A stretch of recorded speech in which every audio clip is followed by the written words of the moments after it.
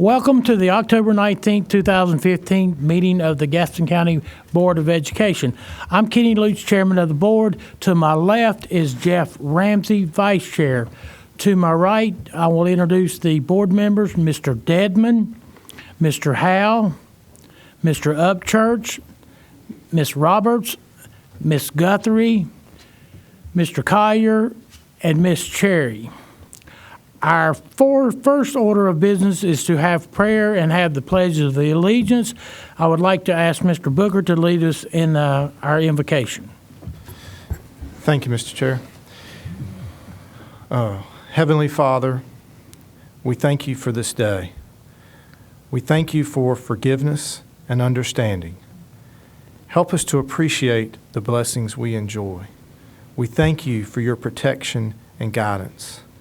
As the seasons change, we are reminded of the promises you fulfill in many ways. Be with us as we meet this evening. Help us to listen and grow in our knowledge of our school system. Guide our thoughts as we strive to do your work and our work in all that we do. We lift this prayer up in your holy, precious name. Amen. Amen. Thank you, Mr. Booker. Next, we will be doing the Pledge of Allegiance. We have from Southwest Middle School, Principal Rebecca Huffstetler, and I think she's brought a couple students. Let her introduce them.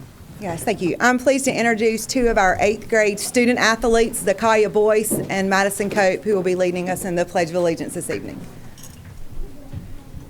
I pledge allegiance to the flag of the United States of America and to the republic for which it stands, one nation, under God, indivisible, with liberty and justice for all.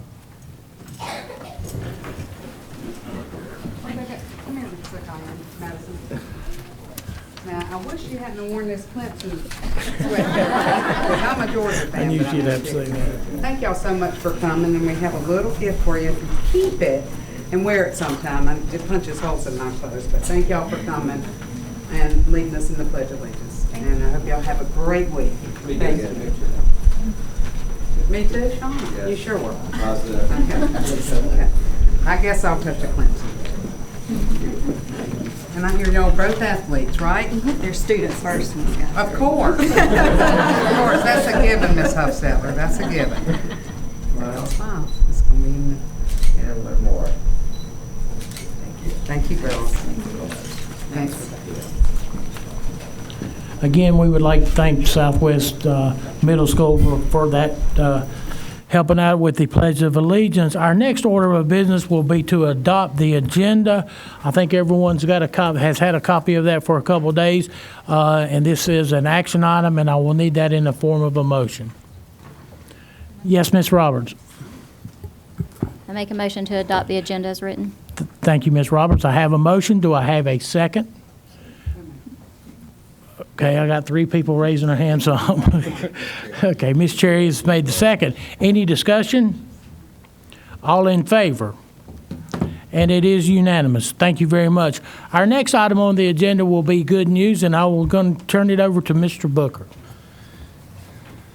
Thank you, Chairman Lutz, members of the board.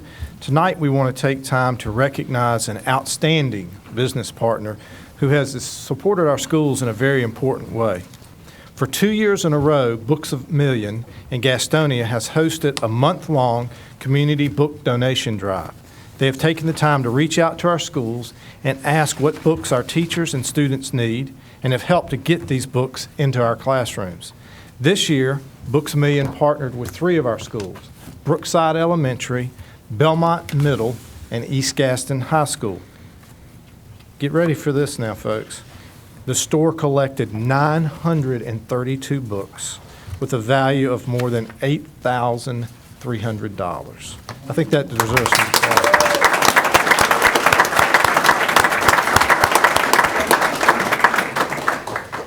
And we wanted to take a moment and thank Sonia Palmatier. And what you need to know about Ms. Palmatier is she's a product of our school system. She graduated from high school in Ashbrook High School, and she also attended McAdenville and Holbrook. We want to thank Books A Million for our students at East Gaston's now have new college and scholarship resource books. Children at Brookside have a new set of the Junie B. Jones series, and at Belmont Middle, the entire class can now read The Lightning Thief together because they have 95 copies of this popular book. Our school principals are joining us today from Brookside, Belmont, and East Gaston. There are Jill Payne, Susan Redmond, and Christy Bostic. This is an example of the great job they do in emphasizing reading, because we all know academic success starts with reading. We're thankful to Books A Million and Ms. Palmatier for giving our students these opportunities. Junie B. Jones. And I would like to thank you 932 times for the wonderful literacy donation that you have made to our school. We know how important literacy is. If a child can read, a child can travel beyond the walls in a school, in any city or township. So as a librarian, on behalf of librarians everywhere and readers everywhere, we are privileged to present to you this certificate of recognition, presented on behalf of Kenny Lutz, our board chair, the Gaston Board of Education, and our superintendent, Jeffrey Booker. We want you to know, and the principals here who are standing with you, we want you to know that we greatly appreciate your donation. 932 times.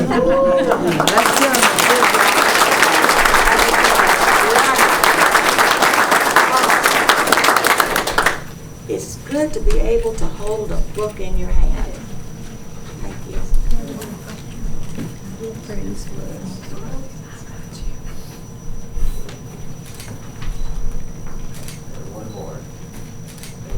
And I think our board should also commend you. Congratulations, and thank you so much. We appreciate all you do.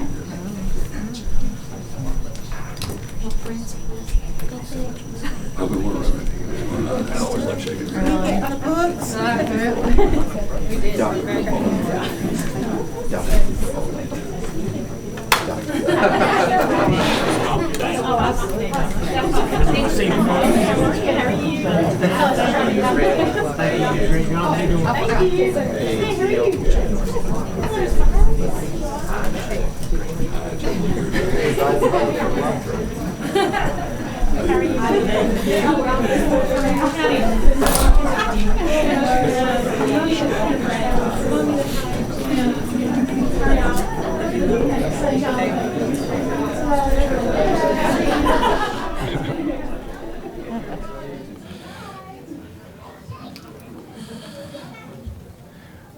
Members of the board, next I would like to recognize two of our teachers. I want to start with Sarah Crisp, a kindergarten teacher at Brookside Elementary. If she could come forward, please.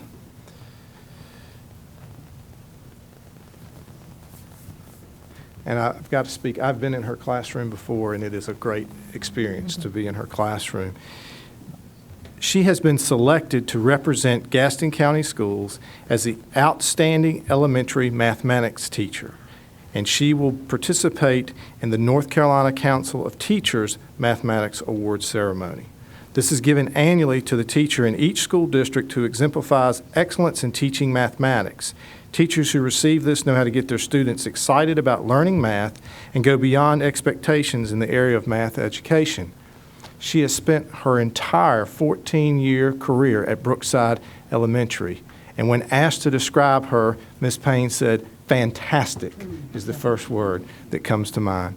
In addition to her classroom teaching, Ms. Crisp has also participated in projects such as curriculum revisions that benefit math teachers across the school district. We thank you for your excellent work, and we're proud that you'll be representing us at the Teachers Conference in Greensboro.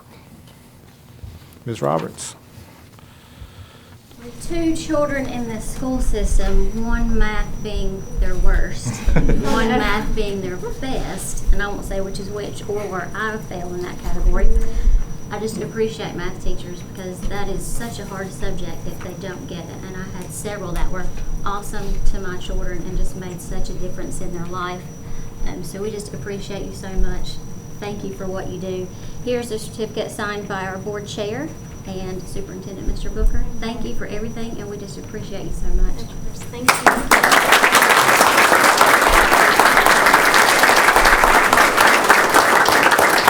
I'm sure we want Miss Payne in the picture as well. You thought you'd get away. I don't think so.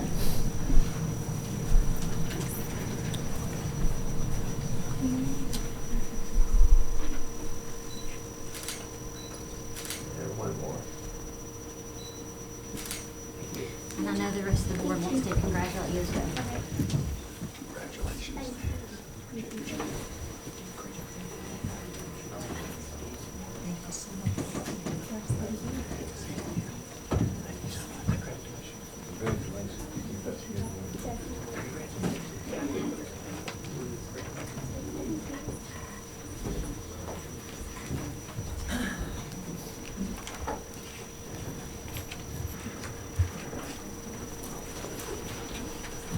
Members of the board, the next teacher that we would like to recognize is Shelley Gibson. If she could come forward and bring her principal, Mr. Mr. Clinton.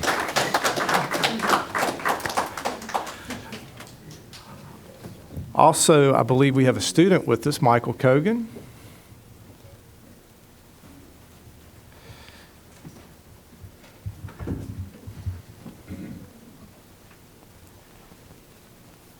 Now, Mr. Clinton, I'm going to put you on the spot because I've been told to turn it over to you, but I do get to say one piece of great news. The reason Michael stands before you is he has received an $80,000 academic scholarship from Wingate University. Wow.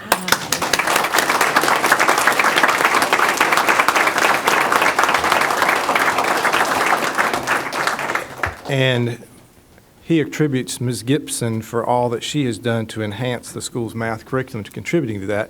And so, Mr. Clinton, if you could expand on it. I just want to say, folks, a lot of you, the scholarship that Michael received was to Wingate University, and like Mr. Booker said, it's worth $80,000. But what's so unique about this? One is this scholarship came very, very early. He's had this news now for about 4 weeks. That's unheard of right now, as competitive as scholarships are. So that's a great testament to Michael. But what's so great about this whole situation is Michael's only been in the United States for 2 years. Michael was from Russia. And so that makes the whole outcome and circumstance of this situation even more dynamic and diverse. And we're very proud of him. And every day we talk about attitudes, and you're not going to meet a young man in education right now with a better attitude than this guy right here. Very proud of him. He participates in interscholastic activities, athletics. He is lots of different clubs. He has his part-time job at Dixon Animal Clinic. He's what you want in a kid, and we're very proud of Michael and all that he's accomplished in the 2 years he's been at Ashbrook.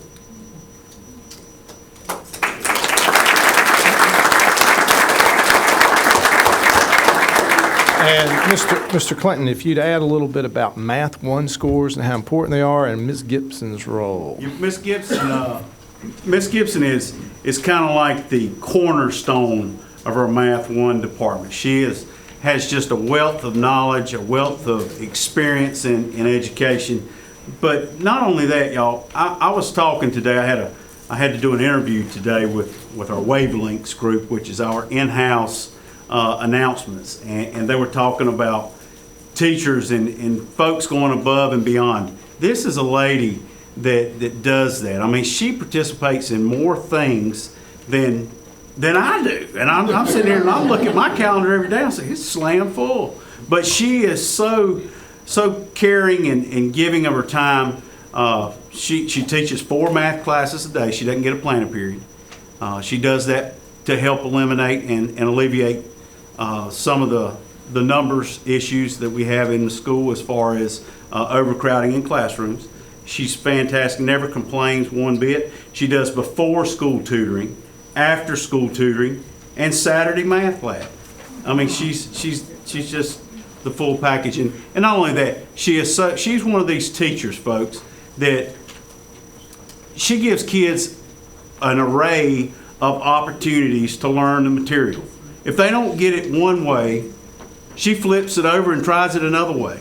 And she does that all day long. And we preach and preach and preach in the 9th grade about our Math 1 scores and about how successful we've been with it. And she's one of the reasons. Of course, she's got her counterpart here tonight, Miss Messer, and she's another one of our Math 1 teachers. And these two ladies, they just go to it. And it's a joy every day just to walk down and go in their classroom, because that's the classroom that you're going to go in and bell to bell. It's one thing after another. And just very fortunate to have her on our staff, and it just makes you proud as an educator to go down and see, the work that she's doing. So. Thank you.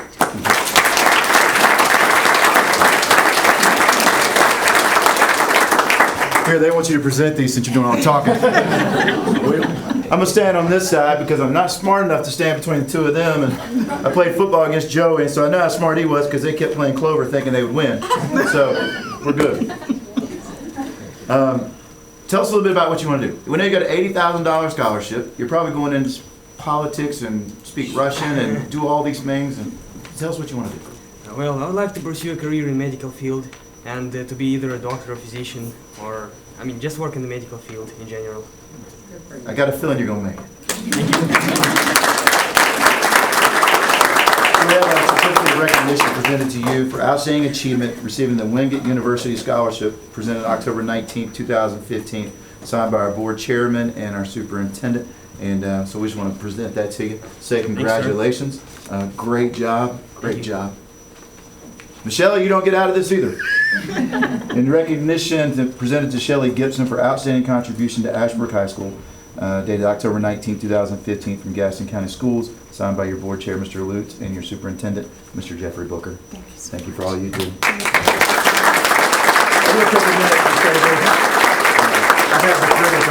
I kid Joey, I've had the privilege of being around this school a lot in the last 15 years.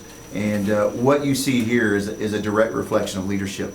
Leadership from Mr. Clinton, leadership to his educators and teachers, and then you see the attitude reflected by that leadership. And so Ashbrook's doing a great job, Mr. Clinton, Michelle, y'all keep up the great work, because this is just the first of many this year, and we know you're going to do well. Thank you. Okay. Can I stand by you? Yeah, come on. No, don't put your hand in. We'll open up your certificate and then bend it back. Yeah, like that. Let's see like this. Push it. You just slide this a little bit to the left. There you go. This way, smile. And one more. Come on, shake hands. Thank you. Appreciate it.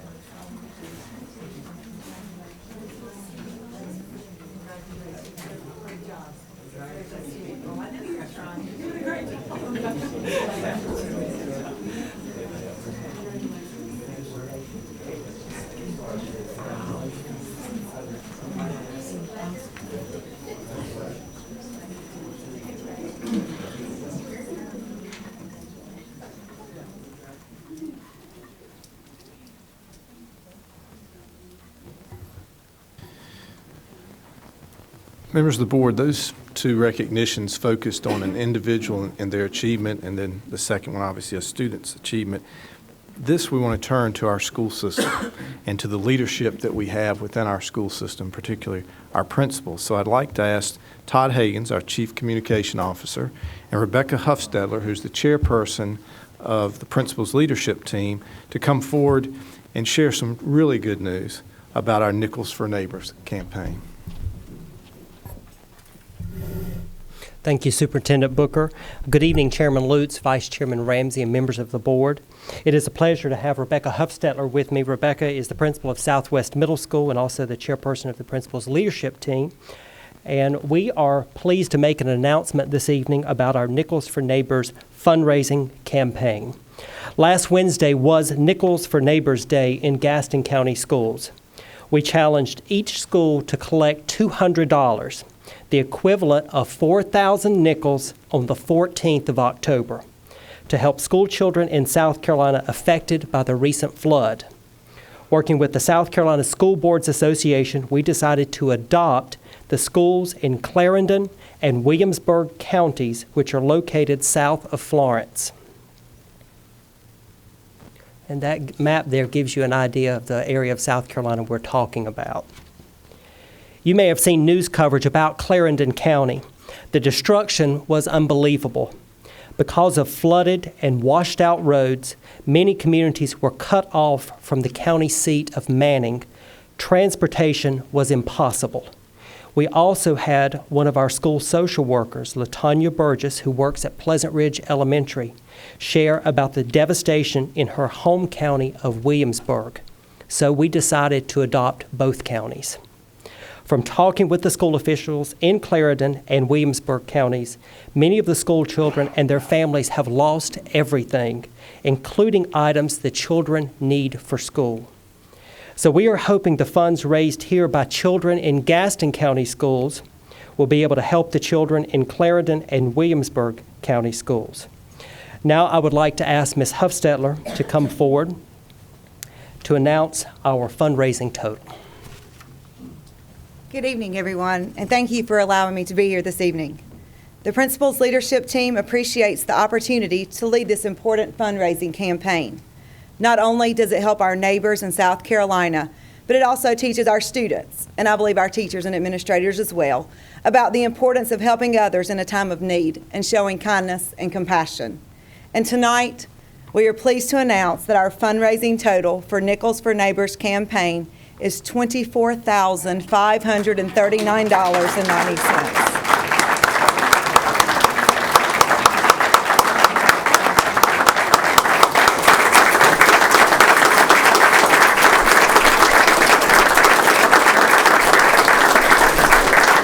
And that is the equivalent of 490,798 nickels for school children in South Carolina. That certainly is an amazing total, and we attribute that success to Rebecca's leadership and also our leadership of our schools and all the children out there in the schools that dug into those piggy banks and gave what they can to help those children that are really needing help in South Carolina. So we are just very excited about this total, and I have a feeling, Superintendent Booker, that we may get a little bit more to come in, and if we do, we might break that $25,000 mark. We're hopeful. I don't know about all of you all, but I'm overwhelmed. They hid that number from me till right now. That's impressive. I had the pleasure of visiting a couple elementary schools while it was going on, and this was truly kids. Our adults made their contribution, but to see kids come in with Ziploc bags with change in it and to participate, and our schools to be cognizant of not everyone having an opportunity to do this and having funds available for them to be able to participate. It was truly a great thing to see. And I know that if I were superintendent in Clarendon or Williamsburg, to have someone reach out, total strangers, would say something about our world. So thank you all for your leadership. Thank you. Thank you all. While we've got Mr. Hagans up here, since you all won't brag on yourselves, I've asked him to talk a little bit about the Spirit of the Economy Award. Todd? That's right, Superintendent Booker and Mr. Lutz. We have one additional good news item that we would like to share this evening, and this item highlights you, our Board of Education. Last Thursday evening, Gaston County Schools received the 2015 Spirit of the Economy Award given by the Gaston Regional Chamber. The award was presented during the Chamber's annual Salute to Business and Manufacturing ceremony held at the Schill Museum. One of the Chamber's most prestigious awards, the Spirit of the Economy, honors an individual or organization that contributes to the overall economic development efforts in Gaston County and in North Carolina. And Mr. Lutz, I have the award here I'm going to bring to you so you can show that off. Thank you, Mr. Higgins. And after we finish speaking, we'll want to get a group picture down front with all the board members. But it was a distinct pleasure for myself and Mr. Booker to accept this award on behalf of the Gaston County Board of Education. And it really made us feel good for the business community to understand how much the educational Gaston County education meant to them. And we appreciate their input, and I think they appreciated our input to them. But without all these business partners and the Gaston Regional Chamber, it would be hard for all of our teachers and all of our people at Gaston County Schools to do what they do. Of course, we're a very large employer in Gaston County. We're not quite the largest, but we're very, very close. And I think they appreciate that. And with that being said, I'm going to, like I made a comment the other night, they said, "You don't say a whole lot, do you?" And I said, "Well, I don't like to have to say a whole lot." I said, "That's why I voted for Mr. Booker." So, Mr. Booker. Well, I would like to, Mr. Ramsey, Ms. Guthrie, Ms. Cherry joined us if they had any thoughts coming out of the meeting before I shared anything. Well, I'll reiterate what Mr. Lutz said. It was very apparent how much the business community appreciates what we're trying to do and what we are doing. And several people that I had the pleasure of visiting with want to get more involved. And that was refreshing to hear, and I know we're going to let them do it. So it was a wonderful evening. They were very complimentary of the things that we are doing, and look forward to getting more involved. Yeah, it was a great, oh, go ahead, Doc. You're a lady first anyway. Go ahead. I was very proud to be one of the recipients of the 2 awards given on Thursday evening. As I sat and thought about the award and why it was given to Gaston County Schools, I couldn't help but think that the many hands, the many talents, the caring spirits, and what you, as a group of parents, educators, provide each day for our children. Yes, we are the board, and we make the decisions, but we make the decisions based on what you feel are the greatest needs in order to empower our children, as well as equip them for 21st century learning. Thank you. Well, I wanted to recognize our superintendent, Mr. Booker. I think this just goes to one of his 4 C's, and that's collaboration. By bringing more partnerships to us, and especially with us trying to start the Career Tech program, we need to have more partnerships, and this actually opened the door to let the business community realize how much impact our teachers have on our students and how the economy is going to work a lot better when you graduate 86% of your students each year. So I want to thank our staff and our superintendent.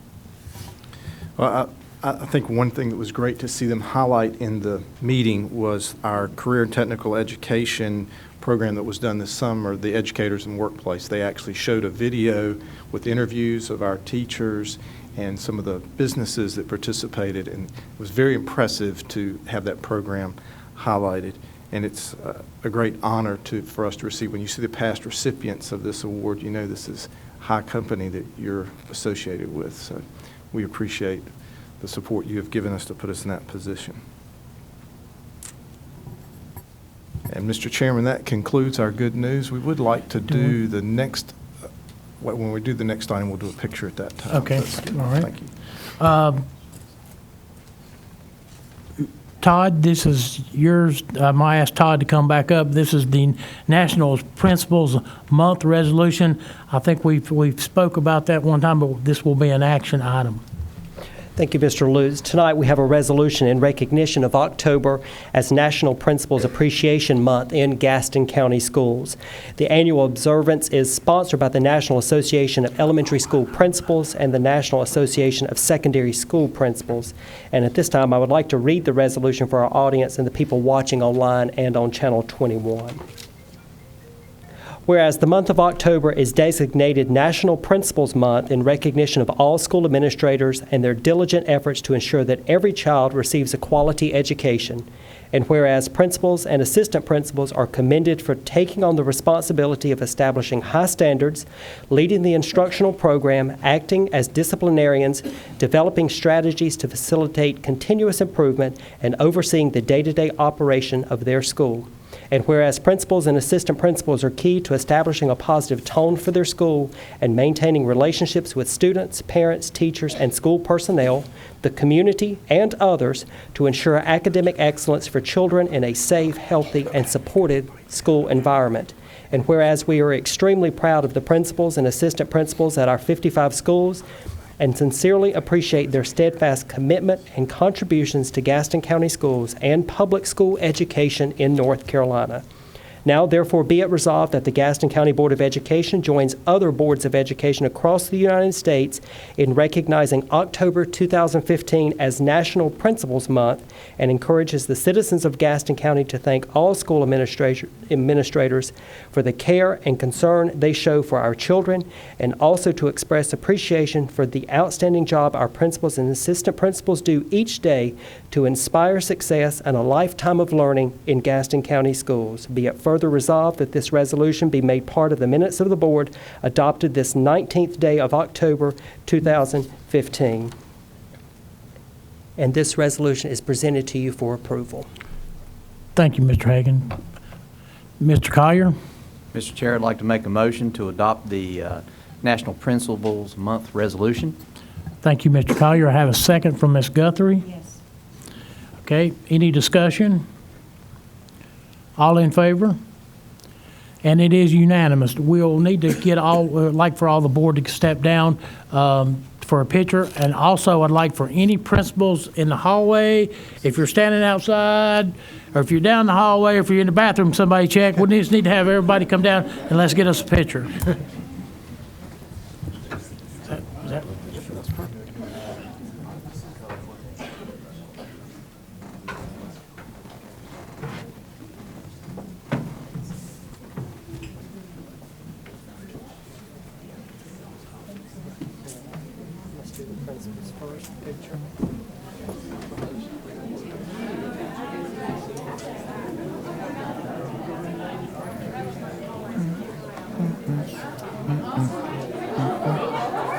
We'll have our board members fill in.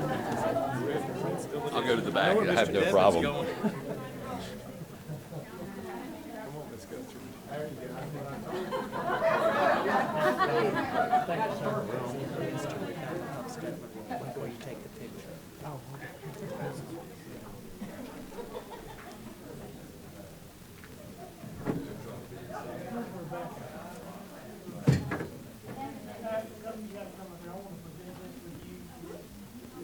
Since you get to be the king cheese on this, I would like you to present that as a plaque for the being the leadership that you are and that you have been for all this support that we can show our neighbors in South Carolina. Thank you. So thank you. Thank you. You ready? You do in the front. You said go in the front. We're gonna do all the back up. You want to get everybody in this picture. Good. You gonna have to make them. You gonna have to. Yes, I just want to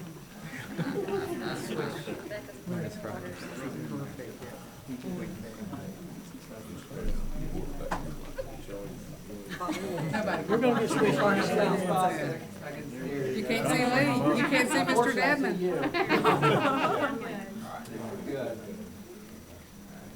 He really likes me. This way, keep smiling. And one more. Thank you very much.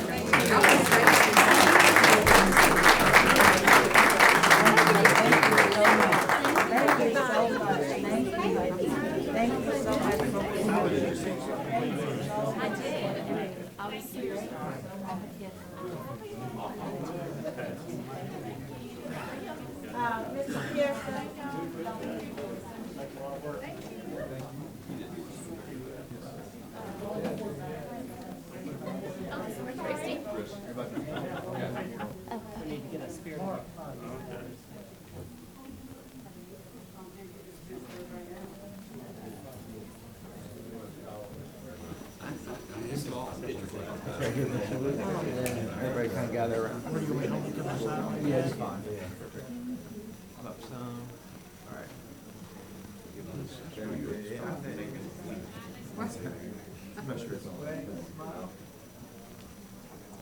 Oh, I'm trying. Try. And one more.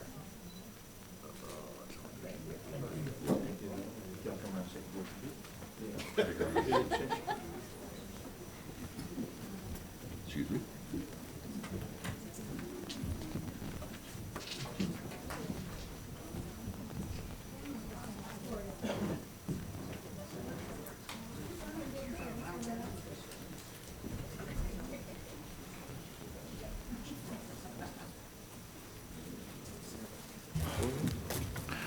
Okay, I need to back up a little bit here. I need the approval and correction of our minutes. I kind of skipped over that. It will be the September 8th and the September 21st minutes. I'm sure everyone's had a chance to take a look at those, and I will need that in the form of a motion, Mr. Ramsey. Thank you, Mr. Ramsey. Do I have a second? Mr. Dedman, second. Any discussion? All in favor? It is unanimous. Thank you very much. The next. For the record, we did not have anyone sign up for public expression. Oh, there you go. I'm jumping around again. Sorry. Thank you. The next item on the agenda will be classroom moment, and I'm going to ask Ms. Matson to come forward.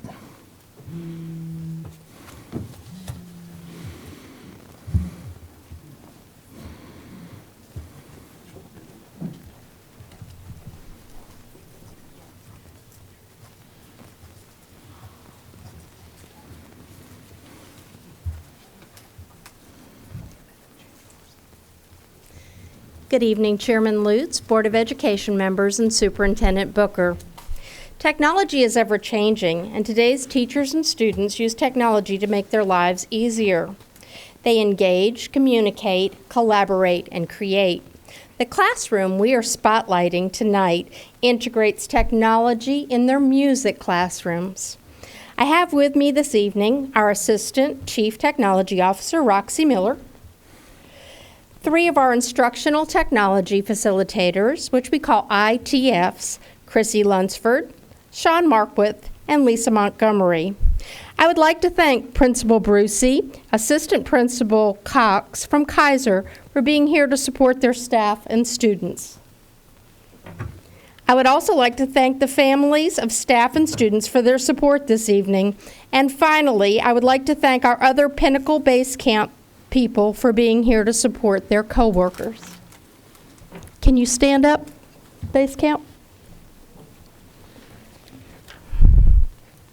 Chrissy has spent 15 years in education, the first 4 teaching 4th grade and the last 11 as an instructional technology facilitator. She is nationally board certified, has a master's in instructional technology. Her son Grayson is a first grader at Robinson Elementary. Watching students thrive and succeed by reaching academic and emotional goals once thought unattainable is her passion. Sean has spent 9 years in education, 6 years focused on teaching 8th grade science, and the last 3 years as an instructional technology facilitator. His passion is seeing how students' thoughts are transferred and created into digital works that enhance their educational path. And Lisa is a 20-year veteran teacher with a master's degree in academically gifted services and certifications in instructional technology, K-6 elementary education, middle school language arts, middle school social studies, and teaching English as a second language. She is also a proud product of the Gaston County Schools. She and her husband, James, who is also an employee of Gaston County Schools, are excited to have their second child graduating from GCS this year.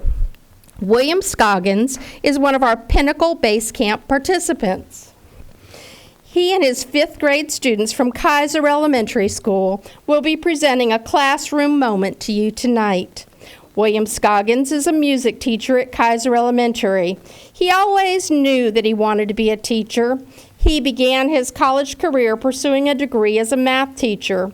Soon he realized music was his true passion. He began teaching elementary music last year at both Kaiser and Springfield Elementary Schools. He has been chosen to present music and technology integration on national and state level at the North Carolina Music Educators Conference and the International Society for Technology Education. Now I'd like to introduce you to our students. Kiera is a member of the student leadership team, a member of the Honors Music Ensemble, a member of the chess club, and is hoping to be part of Battle of the Books. Beth is a member of the Honors Music Ensemble, a member of the chess club, and loves reading and writing. McCain loves Panthers football, baseball, and going to church. McCain's favorite thing about school is being in the growl chorus. And Jacob loves art and playing soccer. He's also a very family-oriented child who loves all of his family and friends doing things together. Brenner, who is known to everybody as BB, enjoys spending time with friends, playing the violin, and skating. BB lives in Stanley with her dad, mom, 2 older brothers, and a dog, Titus. Now I would like to introduce Chrissy Lunsford, who will tell us about our Pinnacle program. Good evening. Pinnacle was created 15 years ago. And the idea was that we would have leaders in each school to burn that technology flame and pass it along to everyone. So now that they were housed in each school, this group of individuals has grown to over 20 cohorts and 143 participants. Each year, Pinnacle continues to expand in popularity and in skill set. Pinnacle leaders are among our most accomplished teachers in our district, as you have seen tonight with Shelley Gibson, because she's one of our Pinnacle leaders. We didn't want to just stop there. So in an age when we hear a lot about personalized learning and individualized instruction, we felt that we could start a group where we gave those same services to our teachers. If we require that of them, then we need to pour that back into them. So in our brainstorming, we decided that we would start a smaller group called Base Camp, where we would work with these teachers one-on-one, mentoring them, and also co-laboring beside them to help them make some of the dreams that they had for their classes come true. Some of them are interested in doing coding activities with their kids. Some want to do maker spaces. Some like to do digital storytelling. And we just make those things happen for them. We're excited tonight to show you some of the things that Mr. Scoggins has done, as he has been one of our awesome Base Camp members. As you can see, we get pretty excited about technology. We forgot to advance forward, and we were talking about what is Pinnacle, and then more importantly, what is our Base Camp. But as we look forward, I had the opportunity to go into his classroom, and it was quite an opportunity and quite a surprise at one time, because going in there, I was like, what am I going to see with technology? What am I going to see with music? And then more importantly, the surprise component. I stepped back and I was like, why is it so loud in here? What is going on? I stepped back. I even stepped back all the way into the corner. I was quite intrigued, and I saw every single student engaged and focused on what they were doing. It was almost like a competition of who could learn it the fastest, who could get the material, who could get the project done. They were completely 100, and I would say 30% engaged, because 10% is just not quite enough. So with that, and I make sure I get tracked in my notes here, the students were really learning. And education is changing across the board in the way the students are learning, the way they're engaging with the content. And he's a prime example of the way these students are going to be engaging. So with this, the classrooms that we are creating with Pinnacle are what we are hoping students are going to be creating the content for our next generation. They're not just sitting and getting the content anymore. They're working with it, and they get to create it for our future generations. So with that, I will let him explain what he has done with music and technology. Members of the board, thank you for having me. This is a great honor, and I'm really excited, a little nervous, so please excuse me if I stumble a bit. Music has been thought of as just going into the classroom, especially in elementary, and singing and playing songs and having a good time. Well, I beg to differ. As one of my passions, I love working on computers, working on my master's in that, and I wanted my kids to be able to have that same love and experience with music and technology combined. I strive to give the kids a deeper connection, having them not only create but also perform the music that they've created, and research about different parts of music, not just how to play it, but who wrote it, or who performs it, or could I perform this if I went to college and did this? What career opportunities are available after studying in music? Currently, we are researching music composers from the 1400s all the way to the 2000s. Obviously, well, not so obviously, some of them closer to 2000 are still living, and some of my children have even contacted them through social media, trying to get them to have a live interview rather than interviewing with a picture on the screen. Sorry, I forgot to advance forward also. Now, my students are benefiting because they're more engaged. Before I started using the Chromebooks and iPads that are available at my school, I had kids who didn't want to sing, or they didn't want to play their recorders that we all love. And I was really struggling to try and understand what I could do to get them more involved. So I decided to go through the technology route and change it up a little bit. Engagement overall, not just in the class that he was there when they were all behaving at their best because we had a guest, behavior and engagement has increased at least 20 to 30% more than what I've ever had in my first year of teaching. And it's much more engaging than reading out of a book or off of a printed piece of paper that I had to pull out, because the kids are in the device and they're looking for it themselves. They chose their composer because of whatever reason they wanted, and they took off with it. Classroom behavior has substantially improved because if the kids are busy, they're less likely to worry about other things or let other things bother them. And then just by using the iPads and Chromebooks, we have saved trees, which saves the county money. Without these devices, I would have had to print out numerous pieces of paper for each of my 150 fifth graders. Even if we only focused on 10 composers of my choosing, not necessarily theirs, then we could have used potentially 1,500 pieces of paper, which is astounding how much we actually saved. I know it's only part of a box, but still, that's a lot of money once it gets out there. And the kids can then save it on the device, and they have it for the rest of their lives to go back to keep those memories, and to touch again later in life if they ever need to research something like that again. Tonight's project-based learning assignment has reduced our carbon footprint, allowed the students to select a composer that fits their interests, and allows for creativity in the presentation. As you can see, because I forget to advance forward, here's some photos from our class of kids playing apps on the smartboard that go along with note recognition, and kids on the bottom left there singing out of the Music K8 magazines. We've got children who are on the Chromebooks doing their research projects from this week.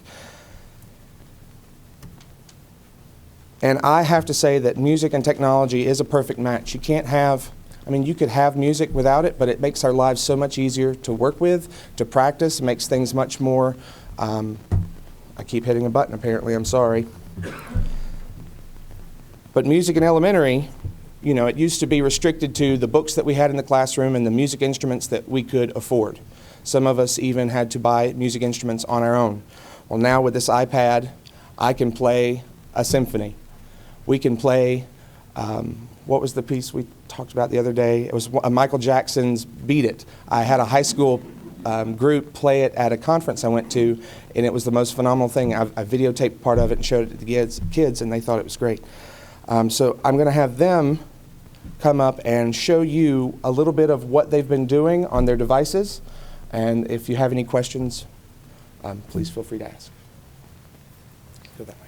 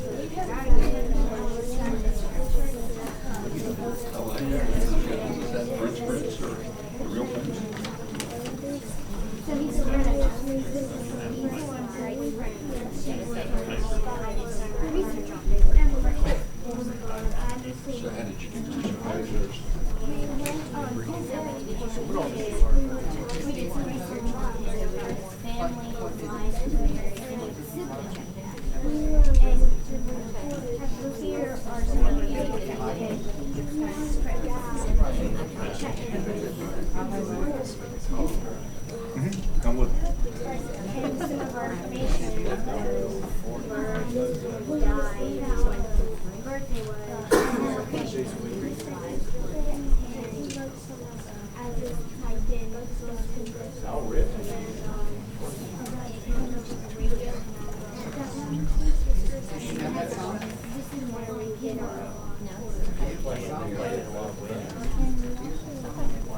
How did you pick him?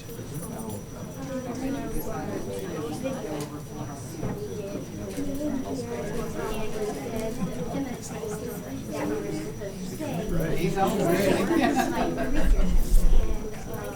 Did you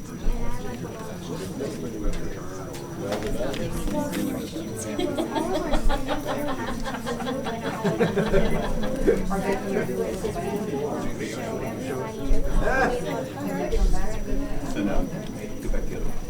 So you still put those in the green screen? I go to Shazza all the time. I love to come to Shazza. Tell Mr. Collier what I did last time. We would ask him on his friends how are you, and one of his response I felt kind of dead because he was dead, so you're trying to make him friends. It made me dance. That's all she normally does. She can play it, but she's a lot. So are you going to turn in that report?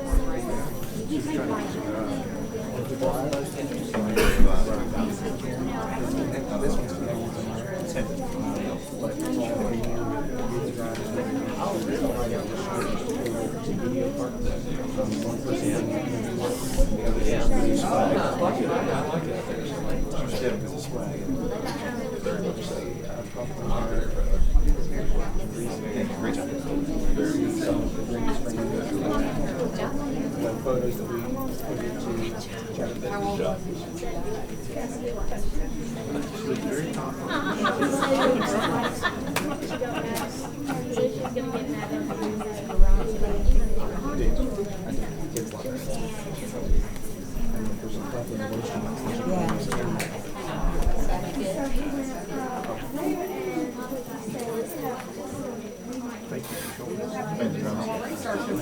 Soccer game? Maybe if you Google it and find out how did you get Did you get her? She was Michael Jackson. what?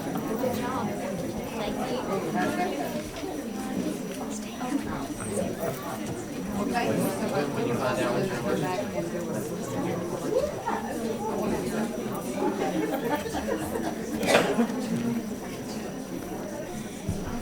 That's all we have, Mr. Chair. Thank you very much. We appreciate it.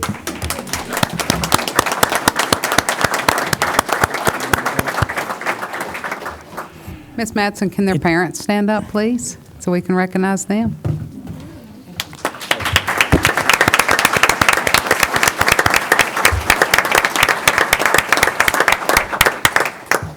We as a board would just like to say that we really get excited when we see all this technology that we fight so hard to get in our schools. It's really great to see being used. And thank you very much. And thank the teachers, all the teachers. Mr. Lutz, can I say one? Yes, Ms. Cherry. I would love for them to come back with their band sometime. Can we do that? Okay. Ms. Guthrie? Yes. Ms. Guthrie? One thing, I saw that the boys and girls were so energized in presenting their little program tonight. Boys and girls, we really appreciate you using technology. We know that that's a very important tool right now, and we like to see boys and girls get excited about sharing what you've learned.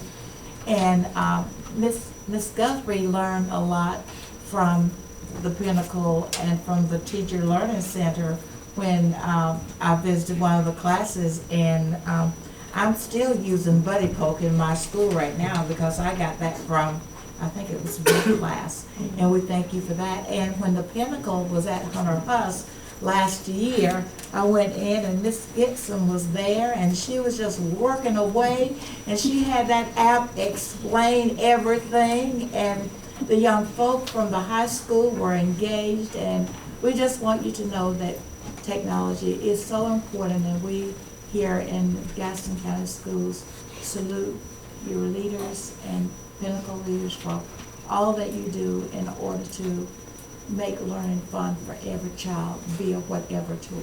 Thank you. Thank you again. We appreciate everything. May we shake their hands, please? Yes, have everybody come up.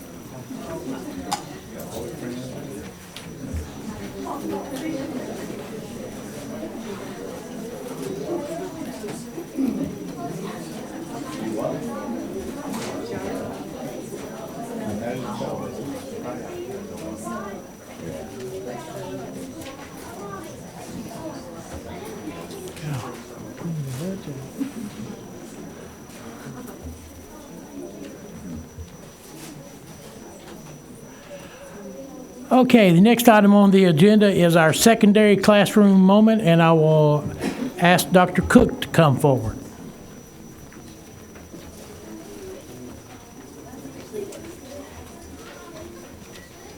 Good evening, Chairman Lutz, Board of Ed members, Superintendent Booker. Tonight, Mr. Boone, our Executive Director of High School, Ms. Carolyn Spencer, our Curriculum Facilitator in Mathematics at the secondary level, and the rest of the CNI team join Mr. Clinton on recognizing two outstanding math teachers tonight from Ashbrook High School, Ms. Shelley Gibson and Ms. Jennifer Messer. Ms. Gibson attended the University of Maryland, College Park, and earned a master's degree in curriculum instruction with concentration in technology from American College of Educators. She has more than 24 years of experience working with students in the classroom. She is a member of the Math Curriculum Teacher Leader Team responsible for creation of course pacing, assessment, and additional resources for Math 1 teachers here in our county.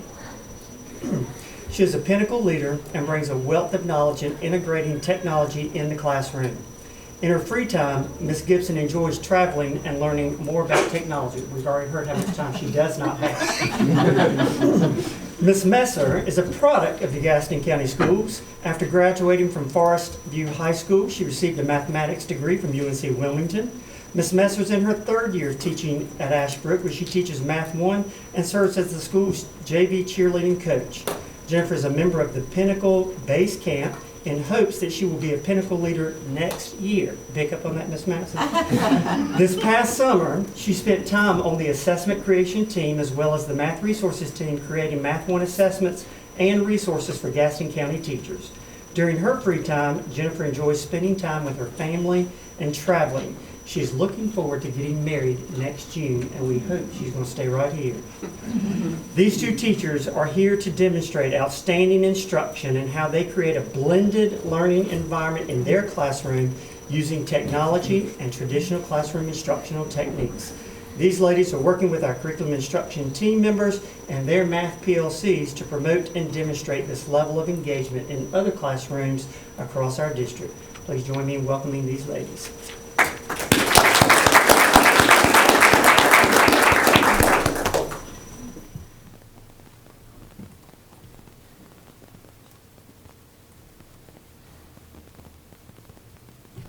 You have everything?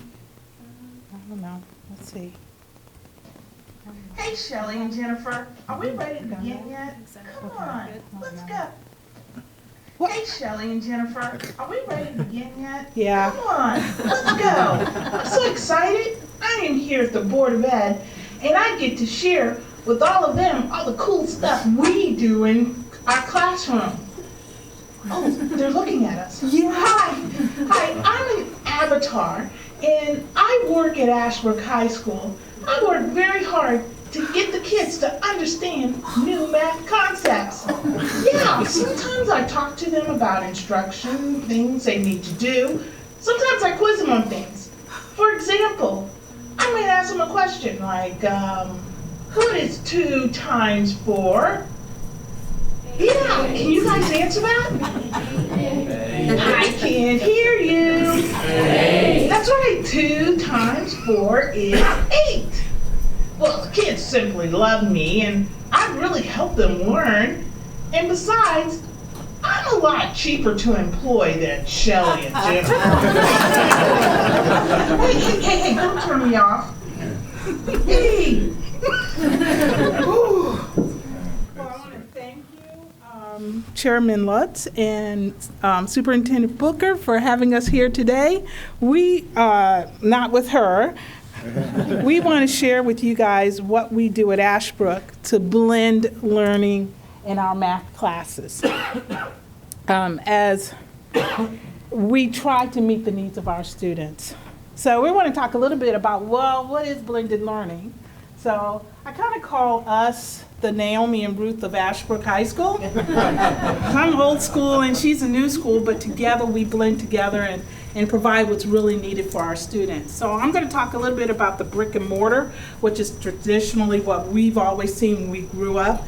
We went to school, we sat at a desk, we had a teacher that instructed, lectured, sometimes lectured like this and get hit on the head, but they lectured and we were supposed to produce, and we had to produce. A brick and mortar school just basically talks about the conversation that you have between each other. There's production, there's all the things that we do in a traditional school. Online is a little different. So virtual learning online is more self-paced, so the students have their own timeline. They can work at their own pace, either that be fast or slow. They're learning language skills, so real-world problems, authentic content. We're no longer just doing an algebra question. We are putting it in a real-world content kind of word problem. Practice and feedback, so online when they submit a question, immediately they get feedback. They know whether they got it wrong, they know whether they got it right, instead of having to wait for a teacher to walk around and check all of their work. And progress monitoring, students know where they are in the unit. They know how far ahead they are, or they know they're behind. So it's really good for the students to see where they are and how well they're doing in class. And blended learning kind of meshes us together. We take the online features and using technology, we take what's traditional in the classroom, take the best of both worlds, blend them together, and produce success in our students.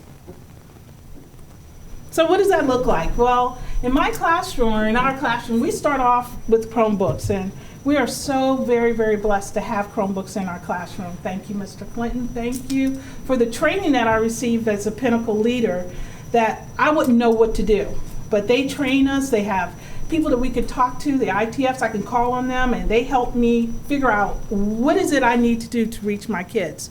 So I start off my classroom with Google Classroom. And Google Classroom is a site that they can go to. They can see their announcements, they can see what we're going over. They have all of their lessons located in one centralized location. And if they're ever absent, they can go in Google Classroom and see what they've missed. Parents, if they want to know what is going on in that class, that's no longer a question because they can log in, see every day by day what we're doing in our classroom. So with Google Classroom, we usually attach links to those announcements. And this is one of the links that we do almost every day. We use Accelerate Math, and it is an awesome, awesome program. It's very personalized and individualized. So the students will have their Chromebook and they will get their own practice problems. So they're working on those. The teachers are facilitating, walking around, checking their work, and teachers assign different objectives. So the students, whether they're working slow or fast, they will never run out of Accelerate Math. There is always something for them to be working on. And even some of my students today are ahead. I went ahead and signed the ones that we're doing next week. So, I mean, if they can do it, let's let them do it. Another good thing about Accelerate Math is if students are struggling on a certain objective, it gives them a couple of chances to try it. And then if they struggle, it pops up on our screen as an intervention. That's when we take the time and we pull that student up to our front tables and we do a couple of problems with them. So we get that one-on-one individualized learning that way as well. Mm-hmm. We really had a lot of success with Accelerated Math because they can not only do it in the classroom, they can do it on their cell phones, they can do it at home, on their iPads. It's something that never ends, and the parents enjoy it because they can see whether their child really has mastered an objective. Before, as teachers, we'll say, I'm teaching something, I'm going to wait until 4 weeks to see if you've mastered it. With Accelerated Math, we can tell right away whether a child has mastered an objective. And I really think that's one of the keys that have helped us in achieving higher scores this year. So another thing we use is Edpuzzle. And Edpuzzle is a cool tool that we use that allows kids to go online and get instructional videos. The instructional videos can be done by myself or Ms. Messer. They can be ones that we upload from other sites. And the kids can see what we've already taught in class and see it again. You know, how often do kids memorize words to songs, music videos? Because they keep hearing it again and again. And again, this can be done at home. It's an app. It's a free app. It can be done in the classroom. It can be done if they're sick at home. Edpuzzle has questions that we insert ourselves as teachers, and it will stop them. You can see this diagram here. It's already played a little bit, and see what the little question mark is? It stops them there, and it asks a question. Then I get to go in, look at the data, and plan my lesson for the next day, not having to wait 2 weeks to find out whether they know it or not. So Edpuzzle is a great tool that helps parents at home when they're trying to figure out, well, how do you do the math?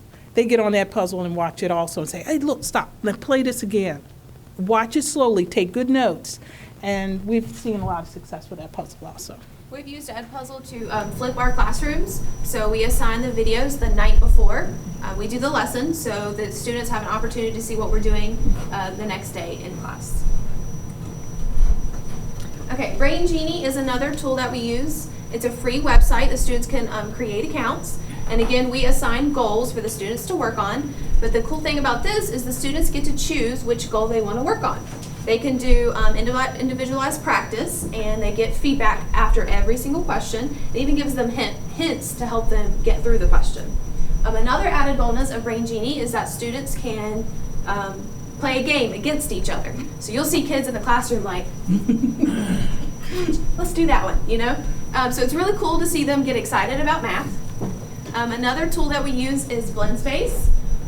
We had the opportunity to work this summer for Math 1 on the resource creation team, and we use BlendSpace. We made one for each unit, and it's got little boxes on there, and each unit, each topic has a video, has like a practice website, as well as a game.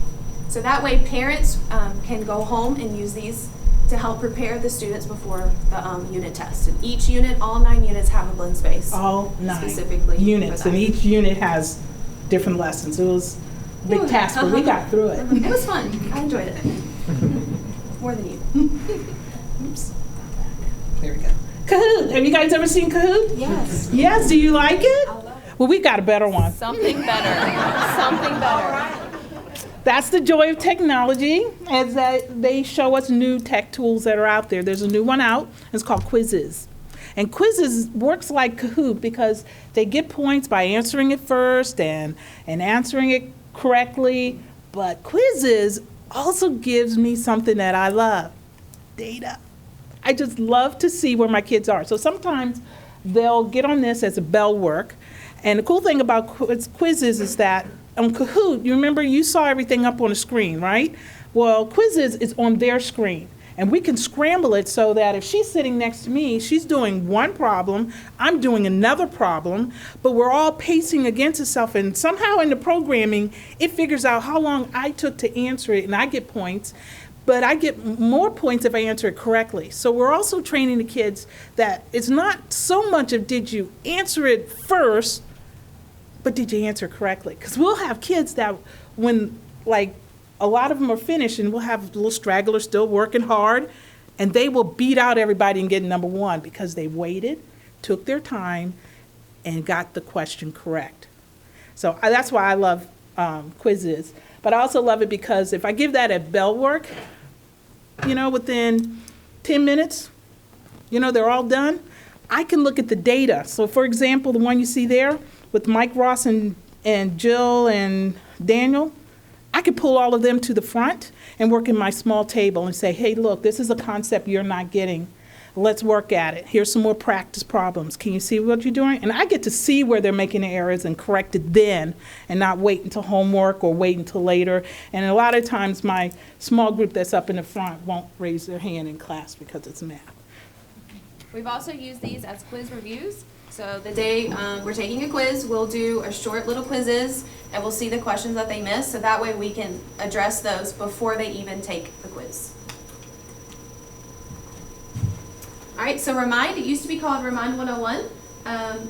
This is a good way to share information about your class, especially homework assignments, with students and parents, and there's no need for any telephone numbers to be exchanged. So the parents and students can just go online and or even use their cell phone and sign up for a class. And I know I do mine every morning before the bell rings, and then I schedule mine to send at 5:00 p.m. Give the students a little bit of time, get the parents home, and that way they know exactly what time or what the assignment is that's due tomorrow. This is especially really good for students that don't like to tell their parents they have homework. So when that happens, I talk to the parents, get their phone number, or have them sign up for this. And that way there's always an open communication. And you'll see one of my posting that I did right here. I had a couple of kids that kept, there's a chat feature, but again, we don't share phone numbers, and they kept saying, I'm having problems with problem number 3. It kept showing up. So I used a Chrome app that they taught us in Pinnacle called Snagit. And on my Chromebook, I was able to do a recording of how to solve it. And then I just went and made a tiny URL and posted it.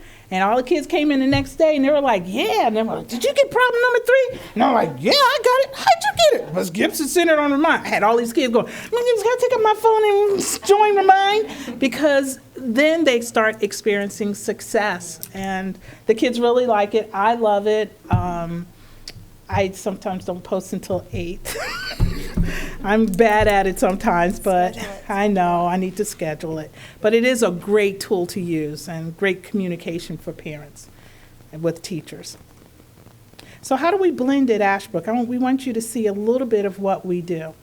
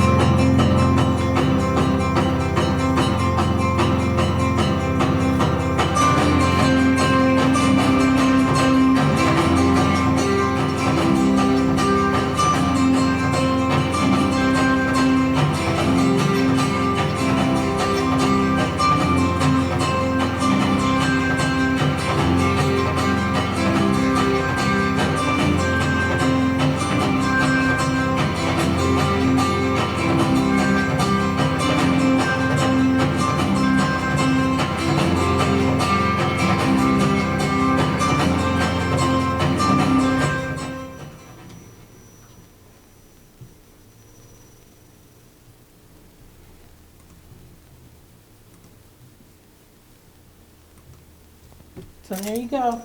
We try our best to take these 21st century learners and understand that they need 21st century instruction. So that's what we do at Ashbrook. Personalized instruction, make it dynamic, make it something that they enjoy, that they can come back and tell us about. And most of all, we want our kids to love math. We just don't understand why people don't. We want to thank you guys so much for having us here. Thank you so much for providing tools that we can use. And again, just really thanks so much. Thank you.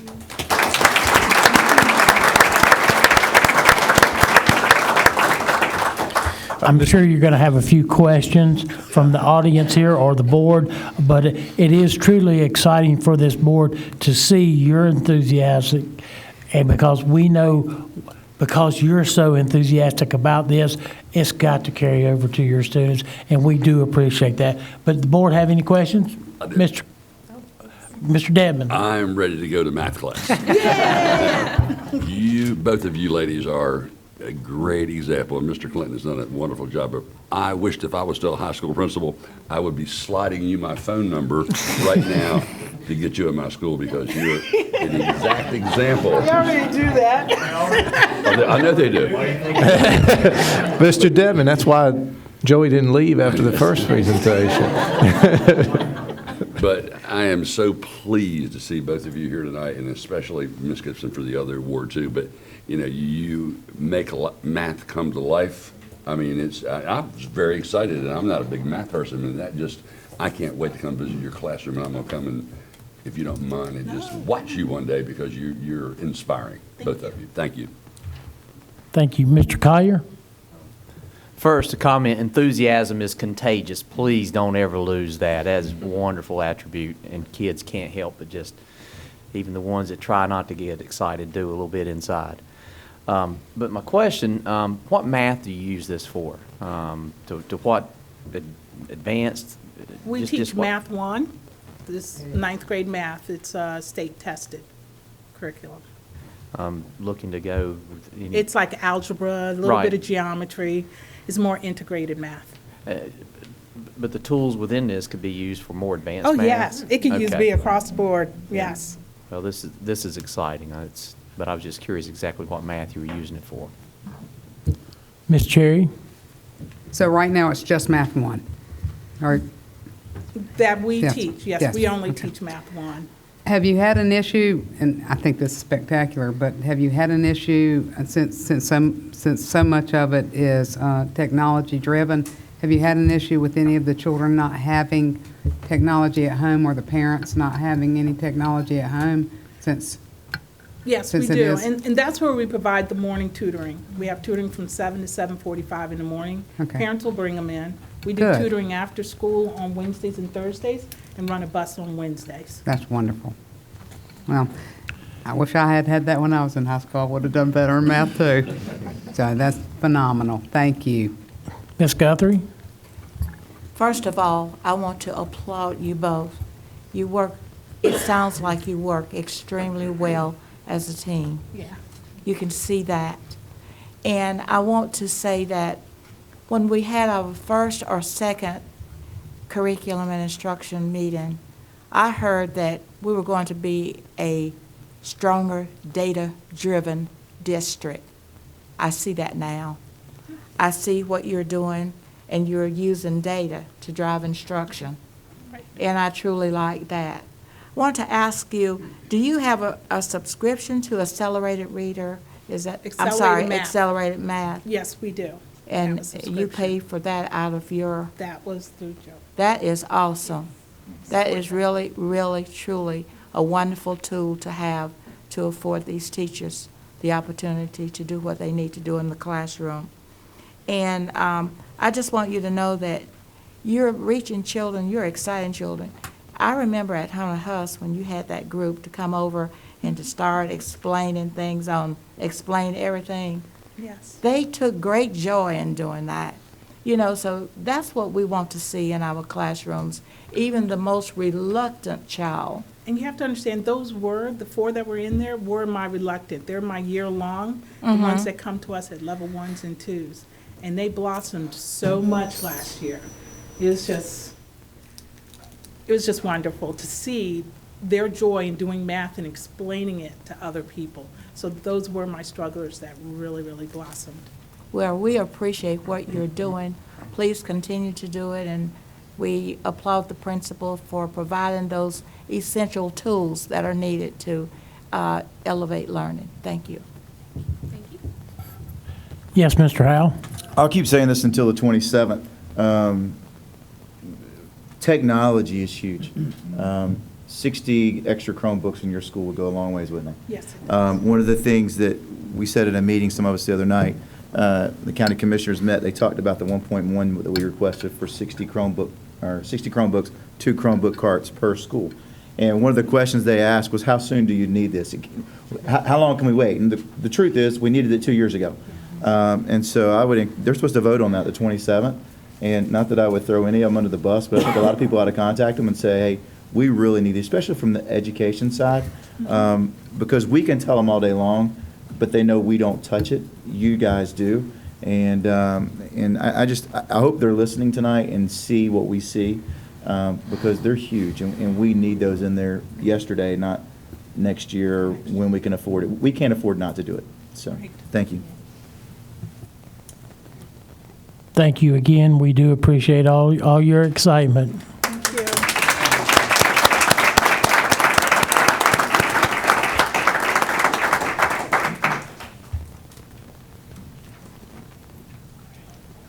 Please come shake the board's hands on your way out. Oh, yes, you can't leave.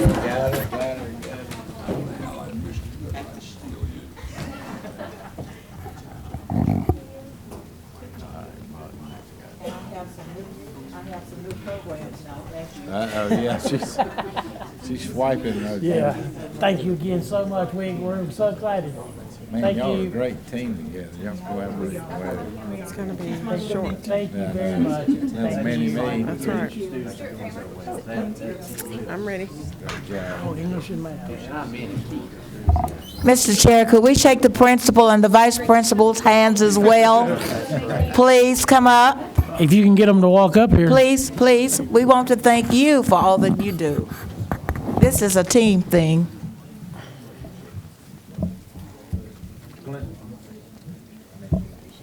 We do appreciate it. Thank you.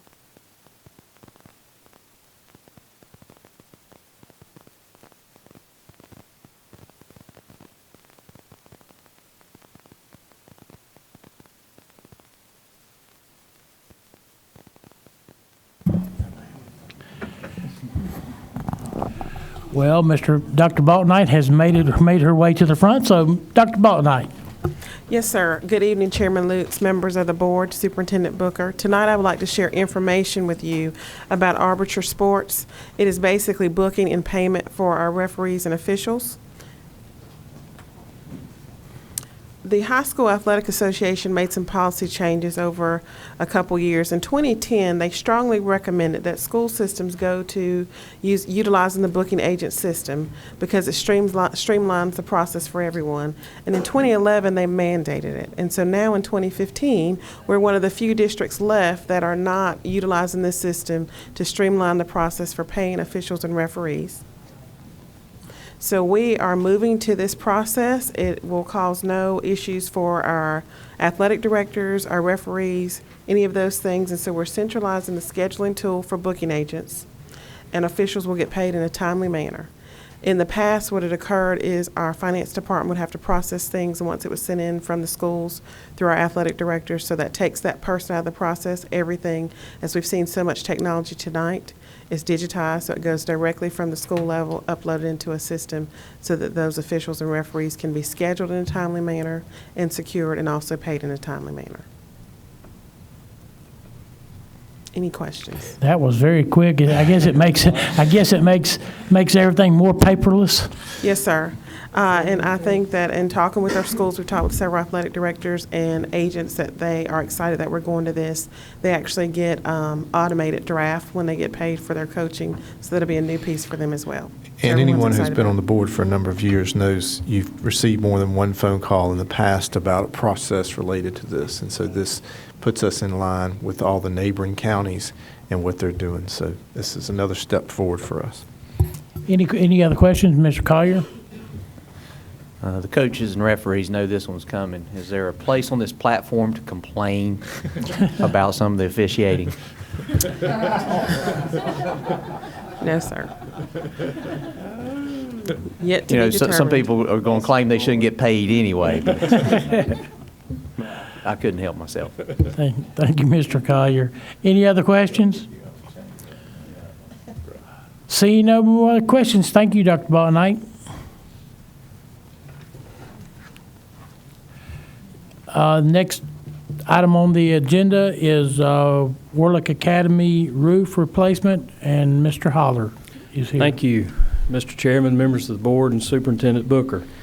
You have a Warlick roof replacement before you. That's an action item. You have seen this before. We went back and rebid this and needed to do that because the roof came in at over a price that we needed to do a formal advertisement is the only part of that we didn't do the first time. So we went back and redid the advertisement and actually are going to save a little over $30,000 on the roof. So this is before you, and it is Mecklenburg Roofing, and the bid is a little bit over $545,000. Thank you, Mr. Holler. Is there any questions, or we need this put in the form of a motion? Mr. Collier? Mr. Chair, I make a motion to approve the roofing bid for Warlick to Mecklenburg Roofing in the amount of $545,628. Thank you, Mr. Collier. I have that in the form of a motion. Do I have a second? Mr. Upchurch has seconded. Now, is there any questions? Seeing no questions, all in favor? And it is unanimous. Thank you, Mr. Holler. The next item is Dr. Cook, school improvement measures.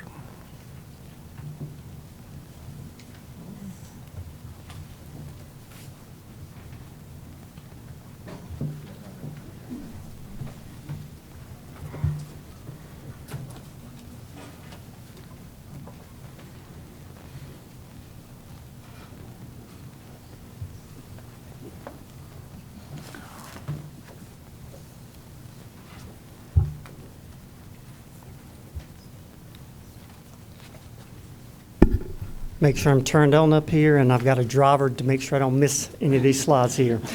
Good evening, Chairman Lutz, Vice Chairman Ramsey, members of the Board of Education, and Superintendent Booker. This evening, I want to update you with regard to school improvement measures and recent changes the General Assembly has made within the budget bill. On October 1, the State Board identified more than 500 low-performing schools across the state. 14 of 56 Gaston County schools were identified. This started a 30-day timeline for superintendents to work with local boards of education, district leadership, and schools to describe how the district will support and monitor these identified schools' progress. As a starting point, I think it's important to briefly reiterate some general information regarding school improvement plans. As required by North Carolina law, all schools develop a school improvement plan which considers the goals for public schools of North Carolina as adopted by the State Board of Education, the school's annual performance goals with a focus on student achievement, and hold schools accountable for the educational growth of their students. As a district, we carefully adhere to legislation and guidelines regarding the very important work of school improvement. We began the process of each school's annual review of their improvement plans and efforts this summer using data available from North Carolina Department of Public Instruction and our Accountability Division from the 2014-15 school year. This process also included conversation among district leadership team members and each school principal, along with feedback relevant for each school. All 55 schools have been guided in a strategic planning process which involves the identification of the 3 areas that will make the biggest impact on student achievement for the 15-16 school year. The identification of these 3 areas was supported by the provision of a strategic plan monitoring spreadsheet developed by our Accountability Division. Each school has worked to identify at least 2 strategies and 2 data measures for each of the 3 improvement goals they have set. It is also important to highlight that there is a specific process for data monitoring in place for each school, which includes a district-level review of each school's plan 3 times per year. These district-level reviews take place in November, January, and July. Each month, beginning in October, our accountability staff are providing student achievement data updates to the cabinet staff. Executive directors in the Curriculum and Instruction Division, in turn, review these data with school principals on a monthly basis. During these monthly meetings of the executive directors and the principals, ongoing strengths and areas of need are discussed, along with additional strategies for improvement and resources needed. This ongoing progress monitoring of school improvement plans is a very important step and is required by new legislation, which I will highlight for you. On October 2nd and 5th, school districts were informed through webinars of new legislation and criteria for the identification of low-performing schools and required actions. This legislation mandates that the State Board of Education identify low-performing schools on an annual basis. Low-performing schools are defined as those that receive a school performance grade of D or F and a school growth score of met expected growth or not met expected growth. As you know, school letter grades are comprised by a combination of a school's EOG proficiency rates in elementary and middle schools and a combination of other factors in which schools include EOC proficiency, graduation rate, ACT and work key scores, and math course rigor. These factors comprise 80% of a school's performance grade, and the remaining 20% comes from a school's growth score. Based on the 2014-15 school performance data for each of the 56 Gaston County schools, 14 of our schools were identified as low performing. One of those schools was Ryan Elementary, which leaves 13 low performing schools for our district. 6 of these schools did meet growth for 2014-15. A list of these 13 schools is included in the folder that has been provided for you. On October 8th, Superintendent Booker and members of our leadership team met with the principals of each of the 13 schools to discuss required revisions to the school improvement plans as a result of the low-performing school designation. Specific data were provided to each of these low-performing schools in order to provide an overview of various improvement scenarios, achievement and growth combined, that would yield a minimum of a C performance grade for their school, attaining a C letter grade or exceeding growth would remove the school from the categorization of low performing. The school improvement plan revisions requested from each school have involved their use of the data provided by the Accountability Division to ensure that 2 very specific data-driven goals are included in their school improvement plans. Goal 1 must relate to the school's achievement score, which again comprises 80% of the school's performance grade. Goal 2 must relate to the school's growth status, which comprises 20% of the school's performance grade. Each of the 13 low-performing schools has made revisions to their school improvement plans and submitted those last week for review and feedback. These schools' plans have been organized for your review.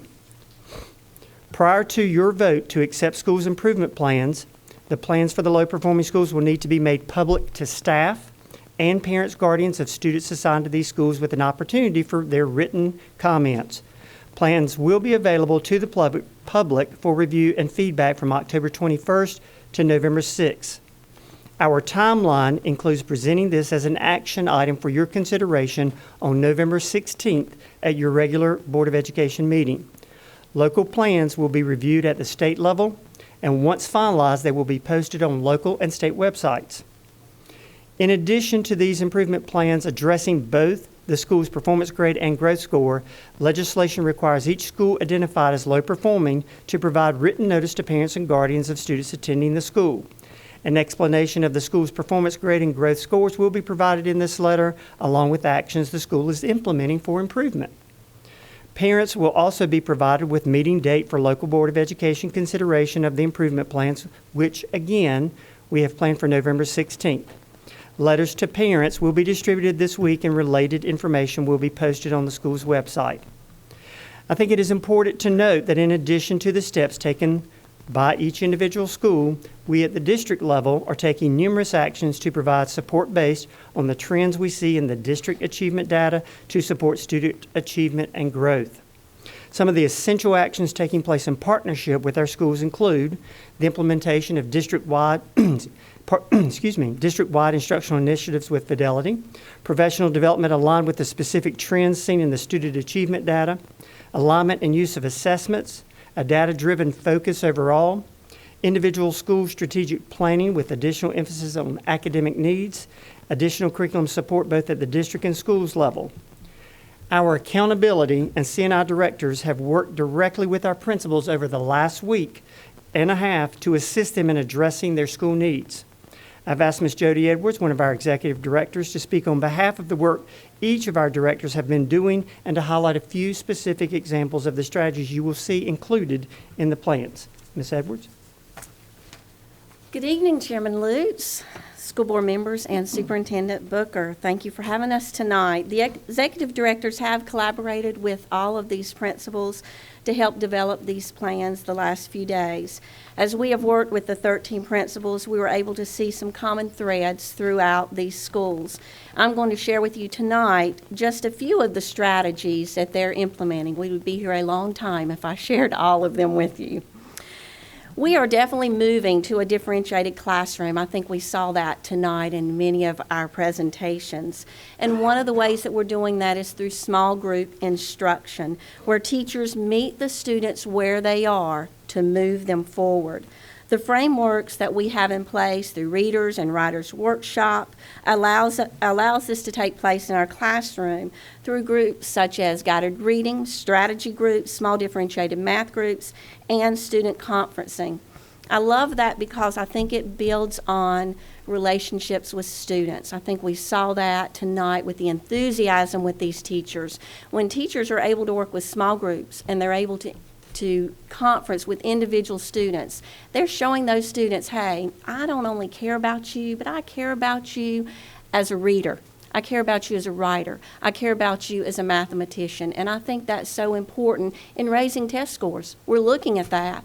That's our ultimate goal as far as this is concerned, but our real ultimate goal is building relationships with those students so that we can help them to be better and to be successful. But we know in order for these small groups to take place and to be effective, our teachers must use data, which has been mentioned so many times tonight, to inform this instruction. We know that doesn't just come by chance, and it's not always easy. However, we know because teachers can be overloaded with data. What do we use? When do we use it? How do we use it? We know that that can happen. We are working collaboratively this year with the accountability department to help teachers understand the data, how to use it, and when to use it.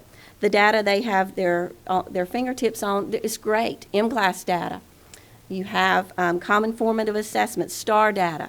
spelling inventories. All this data is great and it's valuable, but what do I use when? A great example of this is we know if we have students that are struggling with fluency because of decoding issues, we're going to use some different data. We're going to use M-class data. We might do an informal running record to find out why they're struggling with decoding. But if that child already is fluent in reading, that data may or may not help me. I need to use STAR data. I need to use common formative assessments to really pinpoint why is that child not growing. So those are some of the things that we're working on with our principals and with our teachers using our curriculum facilitators. Professional development has been and will continue to be provided to our administrators and our teachers to really help them find true data-driven or data-informed instruction. Another thing we like to talk about is begin with the end in mind. I love that, Stephen Covey. During PLCs this year, our teachers will be planning not only using the standards and unpacking those documents and looking at the instructional program that they have, whether it's Readers or Writers Workshop, whether it is Math Investigations, whatever they may be using, the unit guides that our curriculum facilitators have provided them. But we also want them to be looking at the release test items of EOGs and EOCs. We want to know what is the connection between that standard and how that standard is tested. We do a great job of that a lot of times at the last 9 weeks. We push hard for that review. We want this to be planning throughout the year, that they are looking at those documents when they're doing unit planning so they will know, all right, here's the fractions, but how are they tested?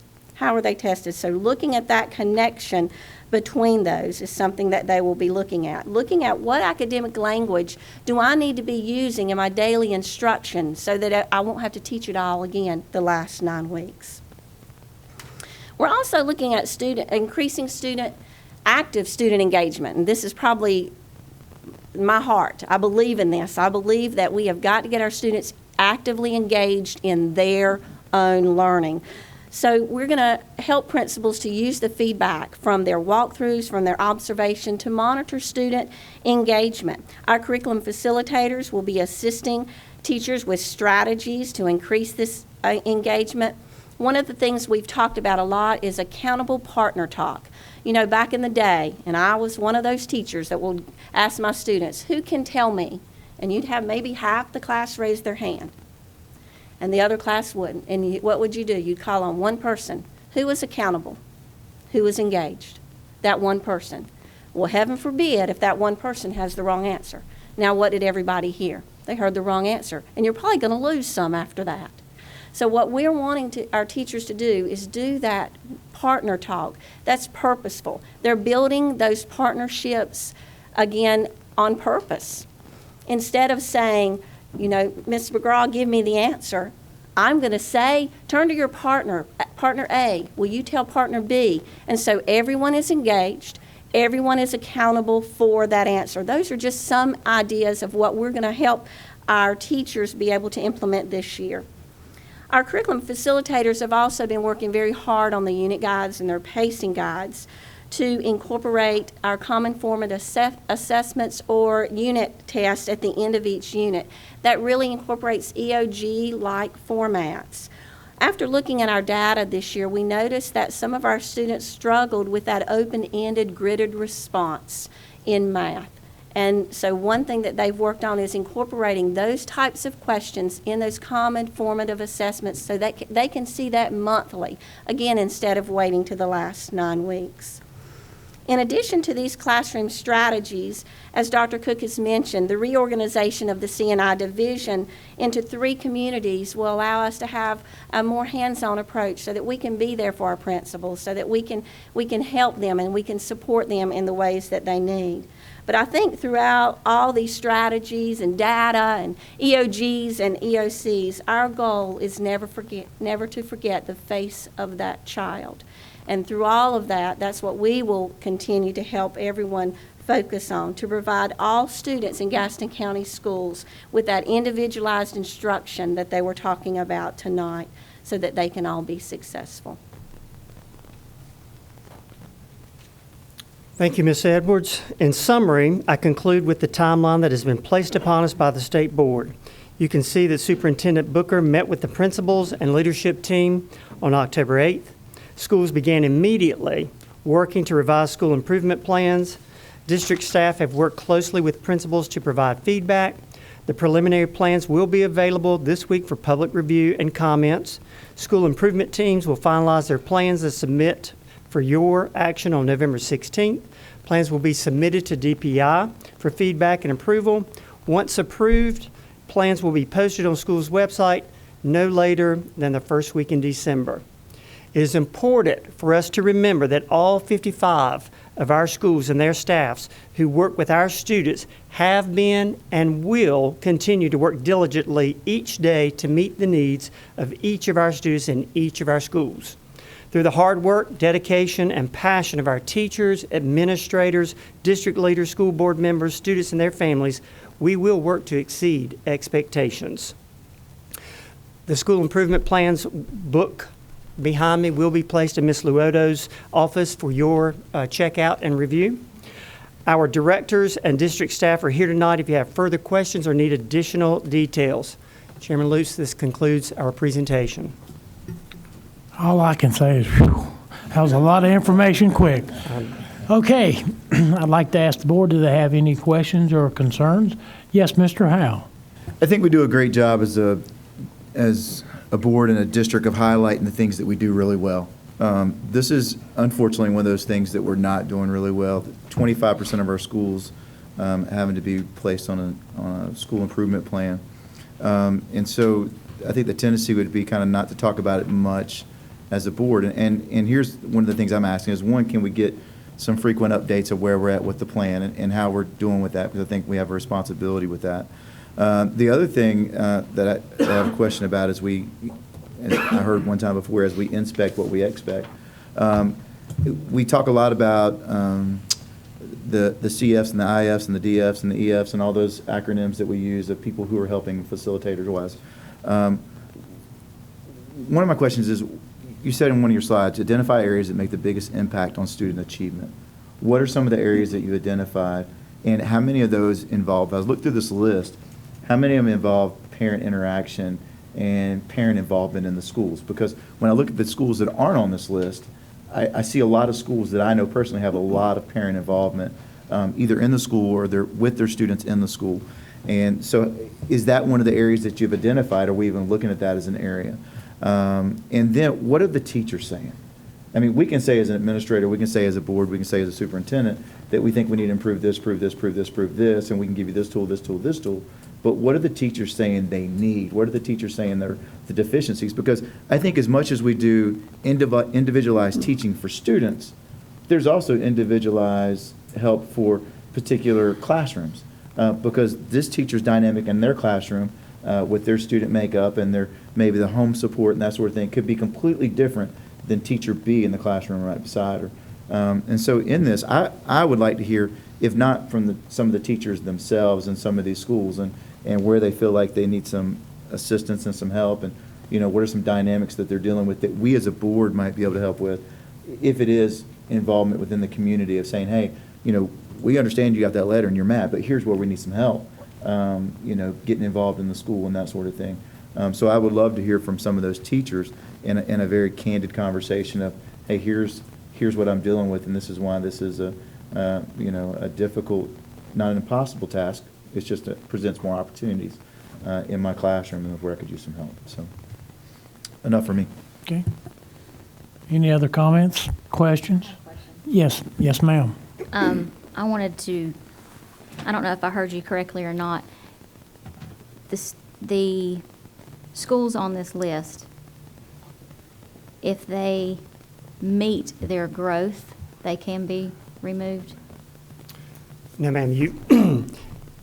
A school qualifies by having a D or F and Right. they meet growth or they don't meet growth. So Right. you have to exceed growth.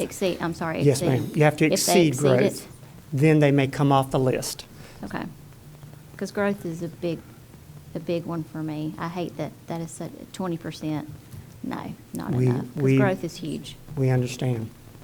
Okay, thank you. Comments, questions? May I just say- Yes, Ms. Guthrie? I was looking at this chart, and I noticed that there are some schools that are, I call them alignment, vertical alignment. So if we looked at, let's just say, Lingerfeld, Southwest, York Chester, Hunter House, I don't know about Bessemer City, but those schools are, to me, are alignment, vertical alignment.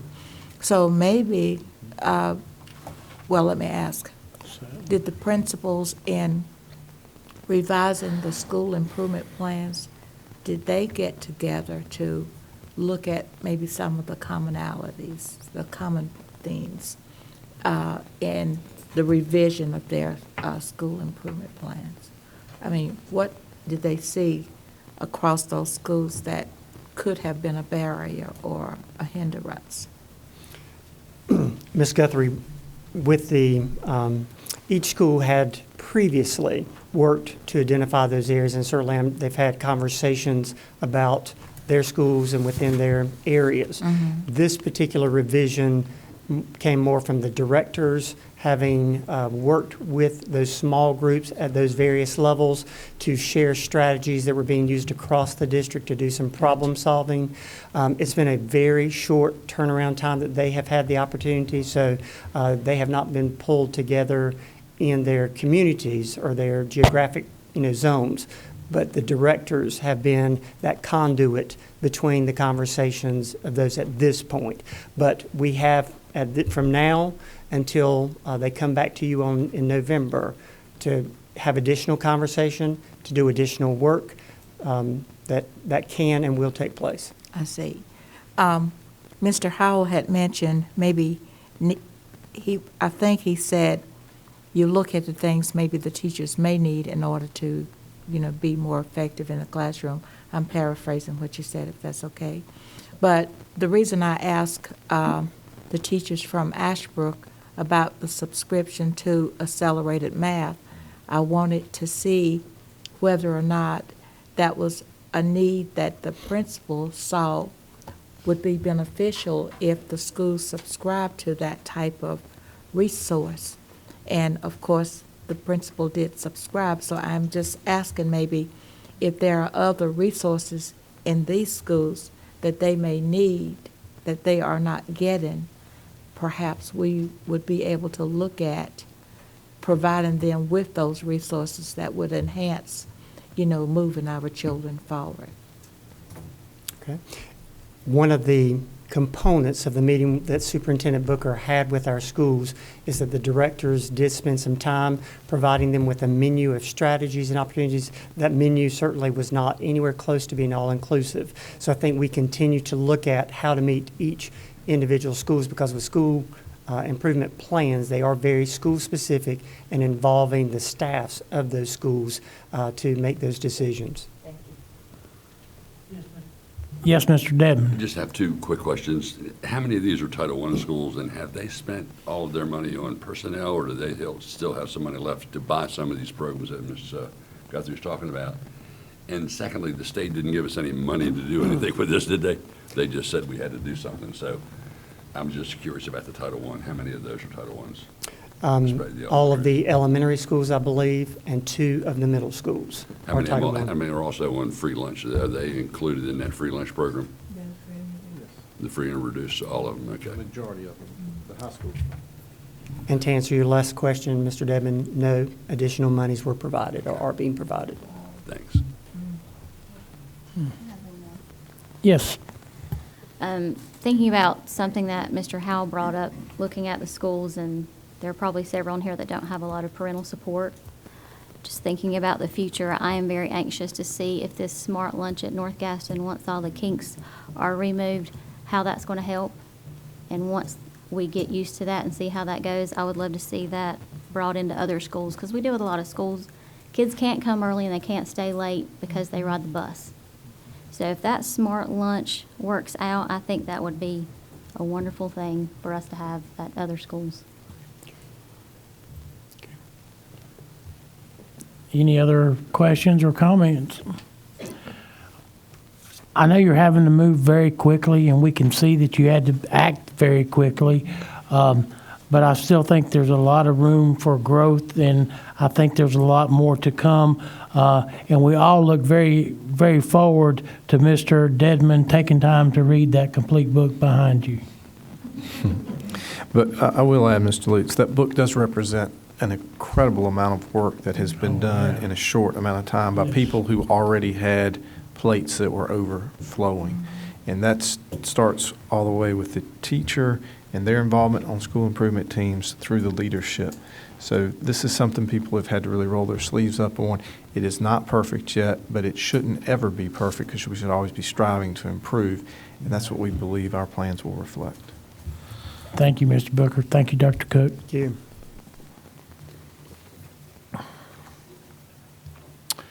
The next item on the agenda are our committee reports, and we'll start out with Curriculum and Instruction Committee.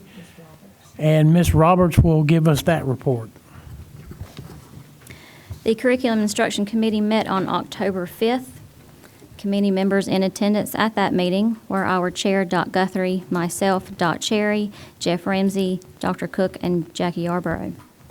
First item of business for the committee was the new DPI mandated kindergarten entry assessment, which has begun this school year. Key components of this assessment were shared with the committee members, along with the process of implementation and ongoing training for teachers and administrators.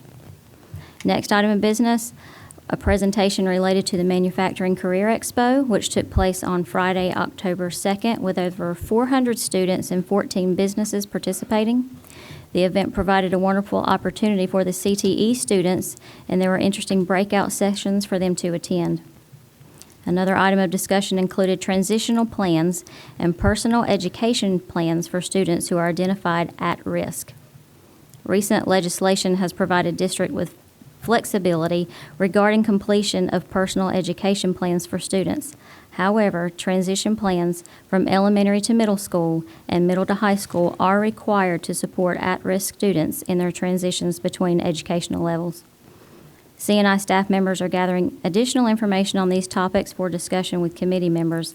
This item will be on the agenda at our next meeting.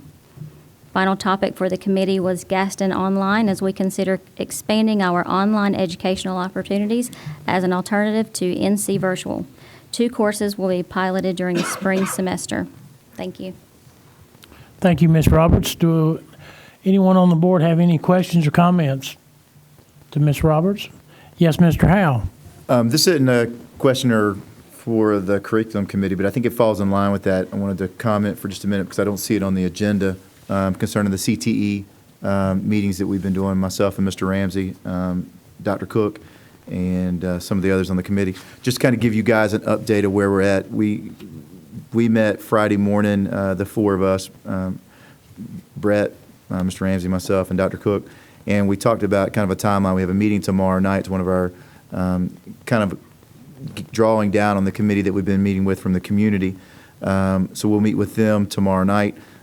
Sometime in the next 2 to 3 weeks, we're going to try to meet with all the CTE instructors in Gaston County, those stakeholders, and try to get some input from them so they feel like they have a voice in what we're looking at and what we're trying to do as a board. And then in December, we're looking to bring some type of recommendation to the full board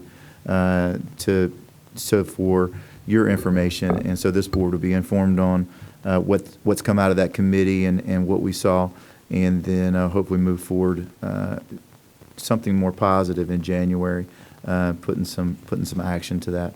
So I just wanted to give you guys an update where we're at, give you a chance to ask any questions that you might have early or comments that either myself or Mr. Ramsey or Dr. Cook might be able to answer. I know you kind of feel like maybe you've been in the dark on that, so I wanted to put a little light on it. Thank you, Mr. Howe. Any questions? All right, we'll move into the Operations Committee report, and I will recognize Mr. Collier. Thank you, Mr. Chair. Our Operations Committee met Monday, September the 28th at 4:30 in the boardroom. Our committee includes myself, Mr. Dedman, Mr. Howell, and Mr. Upchurch. Our agenda that we covered in the meeting was an update from LS3P Architects on the new school construction of Stanley Middle School. The project's moving forward in a timely manner. One of the next things we talked about was we have $8.5 million savings from the 2007 bond. Most of that savings was from the construction of Stuart Cramer High School coming under budget. And all the projects that were identified, we repurposed that money with the commissioners, and we identified a bunch of projects to complete with that $8.5 million. Those were completed. We still had some savings, and we were able to do several other roof projects and some plumbing projects in addition. So that was good news that we were able to do something more than what we had additionally planned. We also in the meeting received some information on some of the facility athletic improvements at Hunter Huss High School. And we then discussed some of our meeting dates and times for 2016. As a result, we are moving our scheduled meeting October the 26th at 4 p.m. in the boardroom to Thursday, October the 29th at 8 a.m. at the Firestone Grill. Our agenda this meeting will include capital improvement planning, the state mandated 5-year facilities assessment report, and other business. Mr. Chair, that's all. Thank you, Mr. Collier. Any questions for Mr. Collier or any of his committee members? I have a question. Yes, Ms. Guthrie. You said you received some of the information regarding Hunter Huss and the facility there. So are you still waiting to get some additional information regarding the renovation of the football field or athletic field or the track Ms. or Guthrie, whatever? we had some citizens that identified some needs there. Our staff and in the discussion amongst our committee says there are other possible additional needs than what they've identified. So we're looking into some of the other additional things that may need to be addressed, even more so important than what they brought forward. Gotcha. All right, thank you. Okay. Any other comments or questions? Yes, Mr. Howell. Ms. Guthrie, to your question, and I'll elaborate a little more. Kevin will give me some latitude on doing that. One of the things we talked about was it's been brought to some of our attentions that there may be a possibility of somebody in the county commissioners wanting to champion what we come up with out of that committee in regards to kind of the 3 items that they identified. And so we talked about those 3 items they've identified, but we talked about are there other items there that's not on the radar for them that maybe is on the radar for us that might be a little more important. And so we batted around the question of, do we present more than they've offered to champion? Do we present only what they've offered to champion? And one of the things we talked about was a partnership with the city on the tennis courts, because that's a huge money factor when we talk about presenting X amount of dollars versus XXX amount of dollars. I reached out to one of the city councilmen, Mr. Gallagher, asked him would he check with his board to see if there was money to partnership on that. He has yet to get back to me on that, and I'm sure he will. So that was one of the things that was in that. And I think probably one of the things we'll take up in our next meeting at the Meet and Eat will be what exactly are we going to try to present to you guys that we want to present to the county commissioners to see how much they are willing to champion and if they're willing to get support for that. So just wanted to update you on that. Thank you for the clarity. Yes, ma'am. Okay. Any other questions or any other comments? All right. The next item on the agenda will be our consent agenda. We have several things underneath that. That will be an action item, and I will need that put in the form of a motion, Mr. Collier. Mr. Chair, make a motion to approve the consent agenda. Thank you, Mr. Collier. I have a motion. Do I have a second? Mr. Upchurch has made the second. Any discussion? Comments? Seeing no discussion, all in favor? And it is unanimous. The next item will be superintendent comments. I will turn it over to Mr. Booker. Thank you, Mr. Chair. First, let's reflect a little bit. You started this meeting off with a lot of good news, one of which being a recognition for your contribution to the business. And as Mr. Howell talked about the Career and Technical Education Committee, there are terms that we hear repeatedly from the business. We need folks who are collaborative, dynamic, personalized, adaptable, understand how to work in small groups. I think you saw that in both of your classroom exhibits today. But we've gone even further because you heard words like carbon footprint. You heard research. And you all didn't realize this, but one of those elementary children was actually doing bring your own device as part of it because they had brought their own personal device. And then and in response to a question, we talk about access to information both inside and outside the classroom. You saw our schools adapting to some children may not have access outside, so they extended the school day for them. So I think all of that leads to why the business community can step up and show how you're part of the economic fabric of our community. And in that, we're also part of the arts of this community. I had the pleasure, along with Mr. Cook and Mr. Boone, last Monday night to attend the all-county high school course at Ashbrook High School. There is not a finer, higher quality talent show that you will ever be able to be a part of.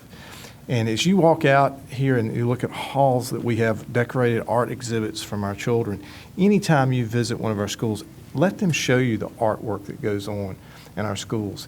And if you want another opportunity, on October 21st, there will be an exhibit at the Rhodey of our children's high school art.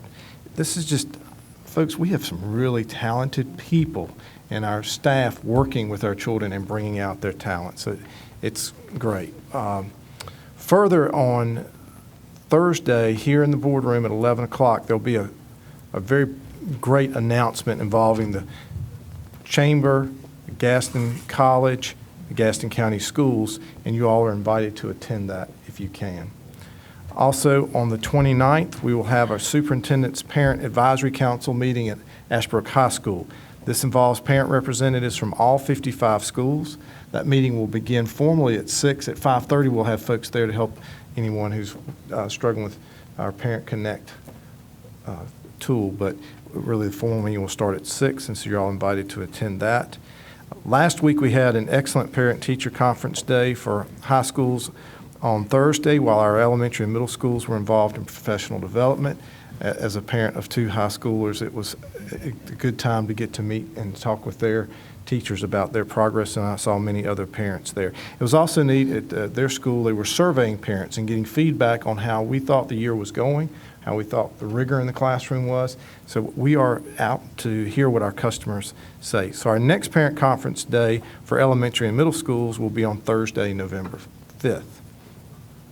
And finally, I would like to remind you all that because we are a voting site, our board meeting for November 2nd, which is a work session, will be held at Sadler Elementary. Why Sadler? It is one of the schools that is not a voting place. Several of your schools will be a voting place, and so they set up the night before and we had to find one that was not. Yes, ma'am. Yes. And with that, Mr. Lutz, I would ask that we need a closed session, please, for several items. Thank you, Mr. Booker. Yes, Mr. Collier. I'd like to make a motion to go into closed session under the North Carolina General Statute 143-318.11, paragraph A3 for consultation with attorney, and the same statute, paragraph A6 for personnel. Thank you, Mr. Collier. Do I have a second? Ms. Cherry has second. Any discussion? All in favor? And it is unanimous, and we'll take about a 5-minute break.